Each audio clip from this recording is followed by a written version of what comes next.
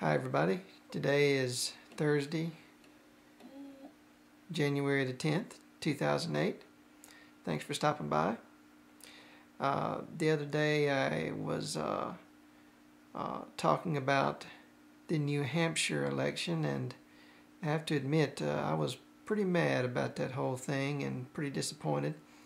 But looking back, I have come to realize that I was kind of overreacting and not really understanding the situation. It turns out that I don't know about politics as much as I thought I did. So here's what really happened. Ron Paul went into Iowa and into New Hampshire with the hopes of getting fourth, maybe third, but not really hoping to win, because for him the early primaries are about getting information, about getting demographics, about determining what messages reach people most effectively. So he wasn't really going all out trying to win, and if he had gone all out trying to win, he wouldn't really have had a whole lot of time to campaign anyway. So, because he has just raised his campaign funds rather recently. So, the fact that he didn't win in New Hampshire and didn't win in Iowa or Wyoming was not a surprise. In fact, it was basically part of the plan. And a lot of people who have criticized his campaign just don't understand that yet. And a lot of people who are gloating about him losing the election certainly don't understand what's going on, because the election really hasn't started yet. These are just the preseason games, folks.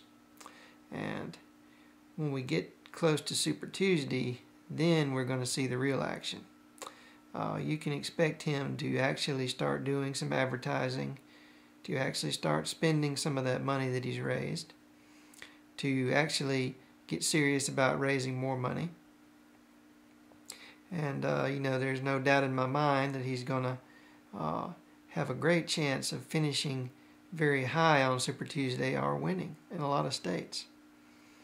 And the only thing that really matters is getting his message out.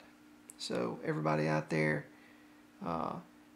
don't get discouraged. Don't think about New Hampshire or Iowa as losses, because really they're huge wins. If you think about the media bias that he has had to put up with the media blackout that he's had to put up with the fact that nobody knew who he was coming into these primaries, that he didn't have time to do a whole lot of advertising, and he didn't want to spend a lot of money doing advertising either, because then he wouldn't have any left for, Super Tuesday. And when you take all that into account, the fact that he finished with 10% in one and 4% in the other is absolutely amazing.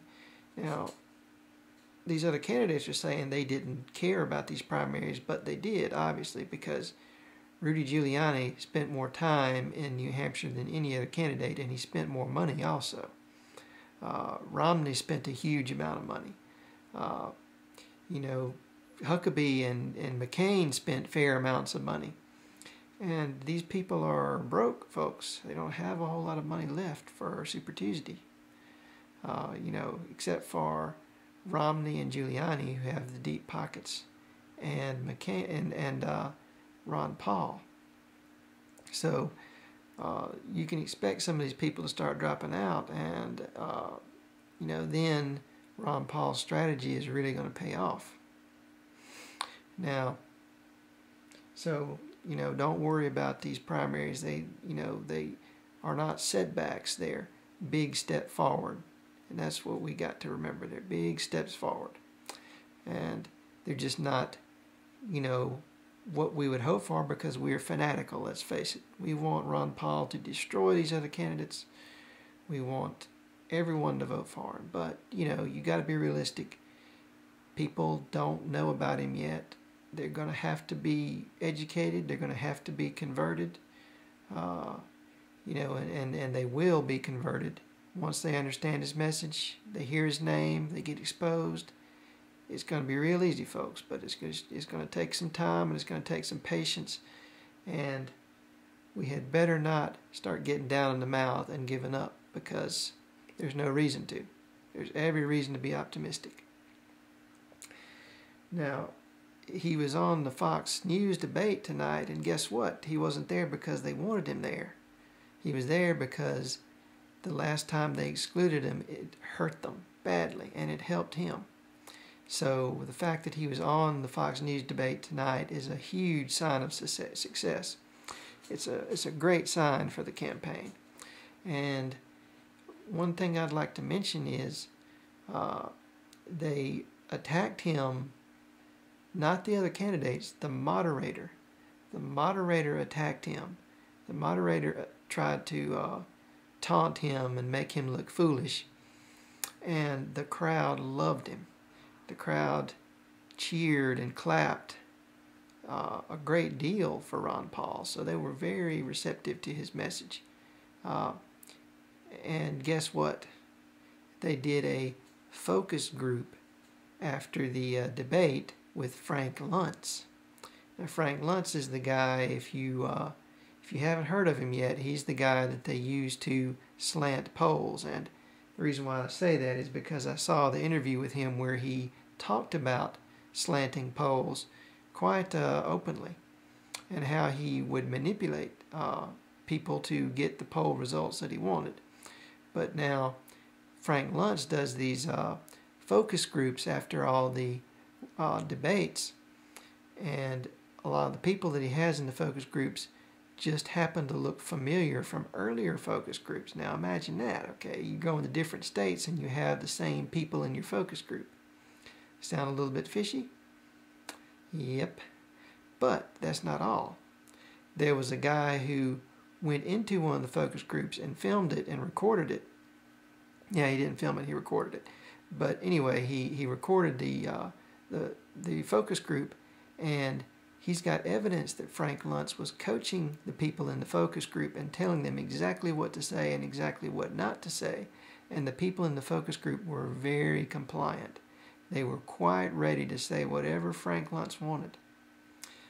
That is fraud, folks. It's not suspicious. It's not fishy. It's fraud. And so when they had their focus group tonight, they asked him who won the debate, and guess what they said?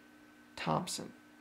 Because Thompson is more conservative than everybody else, supposedly. Every single one of them thought that Thompson had won. Every single one. Okay, so then they asked him who lost the debate, and you hear all of them saying Paul. And so he said, okay, let's have a show of hands. How many people think that Ron Paul won the debate or lost the debate? And guess what? Every single one of those people raised their hands. And they all smiled as if they were enjoying it, you know. And it was amazing to watch, because I knew exactly what they were going to say before they ever opened their mouths. And, you know, hey, that's fine. Because Frank Luntz, I don't think you're fooling very many people anymore, buddy. I think they're catching on to you. I think the gig is up for you. And, you know, it was no surprise to me when, after the debate was over, they had the call-in poll where you text a number and tell them who you think won the debate. Guess who won that call-in poll? I bet you'll never guess. It was Ron Paul. Every time, baby. Frank Luntz, you got your work cut out for you.